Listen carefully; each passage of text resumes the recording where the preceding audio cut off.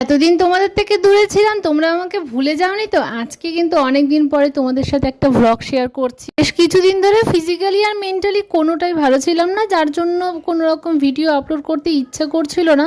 আজকে ভাবলাম আজকে থেকে আবার শুরু করি, যেহেতু এখন একটু ভালো আছি। আচ্ছা, ওইসব কথা না হয় পরে বলা যাবে, কিন্তু আজকে ফোকাসটা হলো এই পনিরটা রান্না করার উপরে। কারণ আমি লাইফে কোনোদিনও পনির রান্না করিনি, এর কারণে এটা আমার কাছে বড় একটা চ্যালেঞ্জ যে আমি কি করে রান্না করব। কারণ মা কিন্তু জানে না যে আমি রান্নাঘরে পনির রান্না করছি। বেশ কিছুদিন হয়ে গেল আমাদের বাড়িতে কিন্তু কোনো রকম মশলাপাতি দিয়ে সবজি রান্না করা হচ্ছে না, কারণ ওই যে ডাক্তার মানা করে দিয়েছে তার জন্য। তো একদম সিম্পলভাবে রান্না করতে হবে। আর আমি আজকে এতটাই ভয়ে ভয়ে রান্না করেছিলাম যে আমি তার জন্য পুরো পনিরটা দিয়ে রান্না করিনি। যদি খারাপ হয়ে যায় তাহলে তো পুরোটাই ফেলে দিতে হবে। আজকে রান্নাটা মোটামুটি ভালো হয়েছিল, কিন্তু প্রথম থেকে আমার কোনো কনফিডেন্স ছিল না যে এই রান্নাটা ভালোও হবে। আশা করি তোমরা এই ভিডিও দেখে পনির রান্না করতে যাবে না, কারণ এই পনির রান্না করলে কিন্তু আমি রিস্ক নিতে পারছি না।